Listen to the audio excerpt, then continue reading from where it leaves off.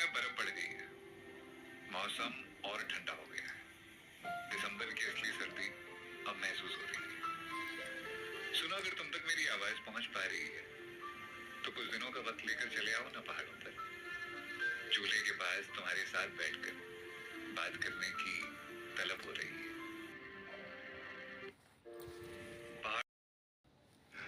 मंजिलों की तलाश सभी को है, मुश्किलों के रास्ते से गुजरना कोई नहीं चाहता।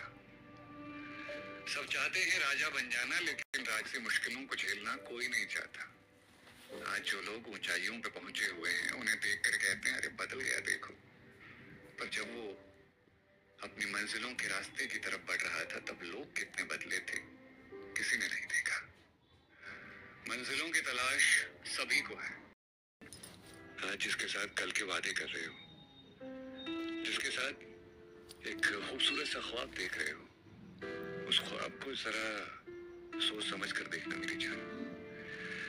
एक रोज अचानक जब वो इंसान आपकी जिंदगी से चला जाता है ना, आप टूट जाते हो, नहीं बता पाते हो अपने दिल के दर्द को। दुनिया को आप बस मुस्कुराते हुए देखते हो, लेकिन अंदर ही अंदर तुम ही जानते हो कि तुम क्या भुगत रहे हो। आज जिसके साथ छोटी छोटी बातों पे नाराज हो जाती है, मनाने जब तक ना जाओ बात नहीं करती है, मेरी फिक्र करती है, लेकिन गुस्सा उसका डबल दिखाती है। अपने आप को हमेशा सही मानती है, गलती किसी की भी हो सॉरी मुझसे ही बुलवाती है। एक लड़की है जो 1000 नखरे करती है पर मेरे दिल को भाती है। पहाड़ों में बर्फ पड़ गई है, मौसम और ठंडा हो गया है। दिसंबर की असली सर्दी अब महसूस हो रही है। सुनो, अगर तुम तक मेरी आवाज पहुंच पा रही है तो कुछ दिनों का वक्त लेकर चले आओ ना पहाड़ों पर। चूल्हे के पास तुम्हारे साथ बैठकर बात करने की तलब हो रही है। मैंने ये महसूस किया है कि यहाँ लोग कभी आपकी इज्जत नहीं करते। आपने क्या किया है, आप कितना कमाते हैं और आप क्या कर रहे हैं, इस बात पर अपनी राय बनाते हैं। सीधी हमारे शहर में ना अब भी मोहब्बत के चर्चे होते हैं तो लोग कहते हैं अरे एक वक्त में वो भी तो साथ थे ना।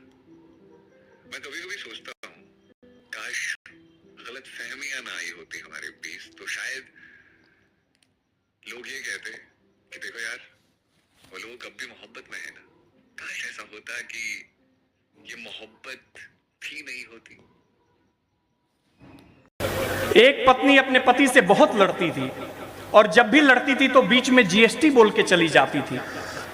एक दिन लड़ाई इतनी बढ़ी और जैसे ही पत्नी ने जीएसटी बोला, पति ने उसका हाथ पकड़ लिया। बोला जब भी हमारे तुम्हारे बीच की लड़ाई होती है तो ये बीच में जीएसटी बोल के क्यों चली जाती हो। पत्नी ने कहा जीएसटी का मतलब होता है गलती सिर्फ तुम्हारी है।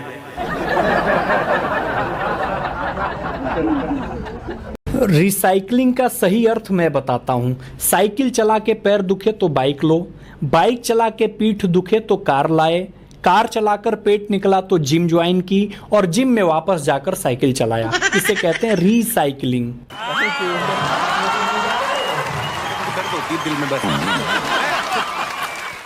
एक पति अपनी नाराज पत्नी को रोज फोन करता है। एक दिन सासू जी बोलती हैं कितनी बार कहा है कि वो अब तुम्हारे घर नहीं जाएगी, फिर क्यों रोज फोन करते हो। दामाद बोला यही सुनकर अच्छा लगता है इसलिए। पूरे देश में भाई साहब एक ही चर्चा चल रही है, बटेंगे तो कटेंगे। पिछले दिनों मैंने बैंक मैनेजर को फोन करके कहा कि न्यूनतम राशि न होने पर ये पैसे कैसे कट रहे हैं। बैंक मैनेजर बोला घटेंगे तो कटेंगे। पिछले दिनों एक सर्वे हुआ, सर्वे से पता चला कि दुनिया में 40% लोग अपनी बीवी से परेशान हैं, जबकि 60% लोगों ने अपनी पत्नी के डर से सर्वे में हिस्सा ही नहीं लिया। योगी जी का शहर है, योगी जी मुख्यमंत्री हैं। एक बच्चे से टीचर ने पूछा कि यमक अलंकार किसको कहते हैं। बच्चा बोला जहां एक ही शब्द कई बार आए और अलग अलग अर्थ दे उसको यमक अलंकार कहते हैं। तो टीचर ने बोला कि उदाहरण देकर बताओ।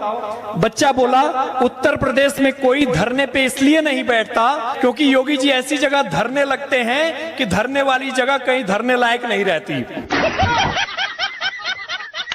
पत्नी ने पति से कहा कि आप मुझसे कितना प्यार करते हैं? पति ने बोला, बहुत प्यार करता हूं, बिल्कुल शाहजहां की तरह प्यार करता हूं। तो पत्नी ने कहा कि क्या तुम मेरे मरने के बाद ताजमहल बनवाओगे? पति उत्तर प्रदेश के बनारस का बोला, मैंने तो प्लॉट भी ले रखा है पगली, देरी तो तू कर रही है। कुछ पत्नियों की आदत होती है अपने पतियों पे बहुत शक करती हैं। एक पत्नी की आदत थी अपने पति पे शक करती थी। शक किया तो उसका मोबाइल चेक किया।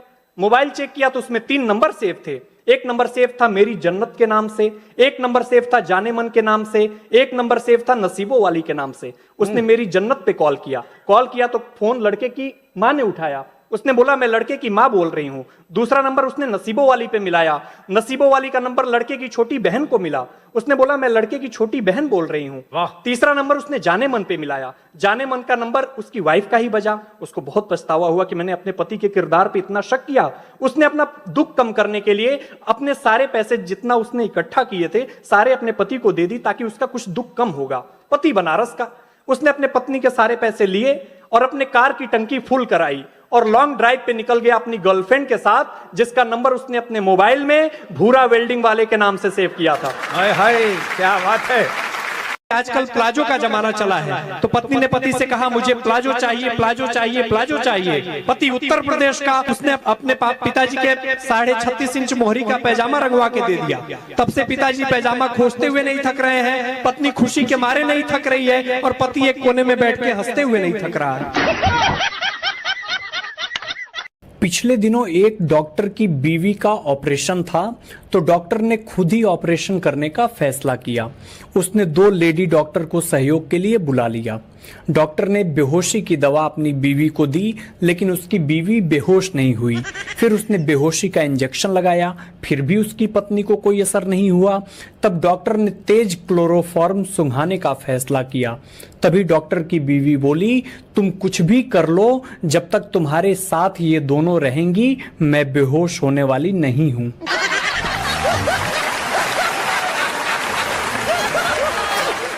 एक महिला दुकानदार के पास गई और बोली, भाई साहब एक ऐसी साड़ी दिखाओ जिसको देखकर देवरानी जलकर राख हो जाए। दुकानदार भी छटा हुआ था। उसने बोला, बहन जी ऐसी साड़ी तो एक ही थी, वो अभी आपकी देवरानी लेकर गई हैं। एक पत्नी अपने पति से बहुत लड़ती थी और जब भी लड़ती थी तो बीच में जीएसटी बोल के चली जाती थी। एक दिन लड़ाई इतनी बढ़ी और जैसे ही पत्नी ने जीएसटी बोला, पति ने उसका हाथ पकड़ लिया। बोला, जब भी हमारे तुम्हारे बीच की लड़ाई होती है तो ये बीच में जीएसटी बोल के क्यों चली जाती हो? पत्नी ने कहा, जीएसटी का मतलब होता है गलती सिर्फ तुम्हारी है। पिछले दिनों एक डॉक्टर की बीवी का ऑपरेशन था तो डॉक्टर ने खुद ही ऑपरेशन करने का फैसला किया। उसने 2 लेडी डॉक्टर को सहयोग के लिए बुला लिया। डॉक्टर ने बेहोशी की दवा अपनी बीवी को दी लेकिन उसकी बीवी बेहोश नहीं हुई। फिर उसने बेहोशी का इंजेक्शन लगाया, फिर भी उसकी पत्नी को कोई असर नहीं हुआ। तब डॉक्टर ने तेज क्लोरोफॉर्म सुंघाने का फैसला किया। तभी डॉक्टर की बीवी बोली, तुम कुछ भी कर लो, जब तक तुम्हारे साथ ये दोनों रहेंगी मैं बेहोश होने वाली नहीं हूं।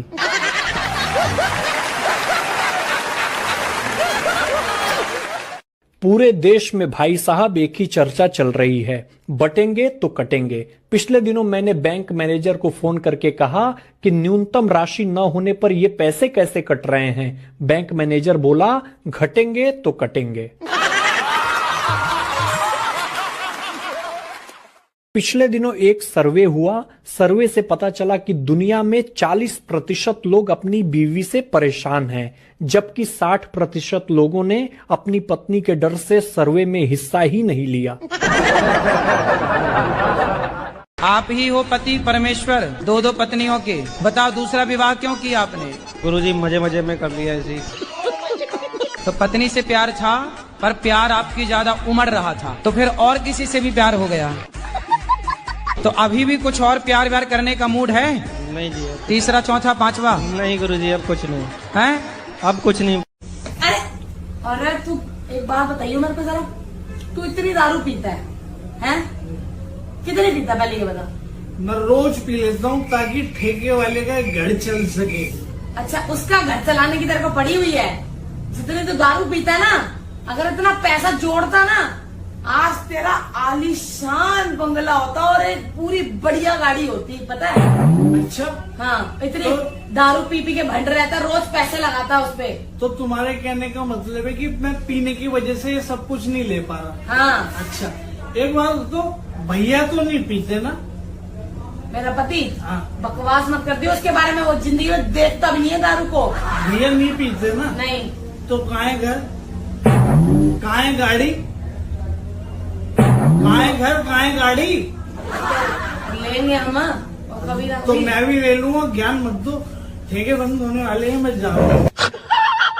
भैया पहले जमाने में औरत के लत्ता उतरने पर महाभारत हो जावे, और आज को समय ऐसा हो, किसी औरत से नु कह दो ना ढंग के लत्ता पैर लग अच्छान ने पैर डोले, तो भैया महाभारत शुरू हो जा, वो मारने चढ़ जा, छेड़ रहो, और नजर गंदी है रुगंदी। इन फॉलोअर के चक्कर में तमीज सीख लो, थारी भाण के कुछ ना हो सके यार देश का।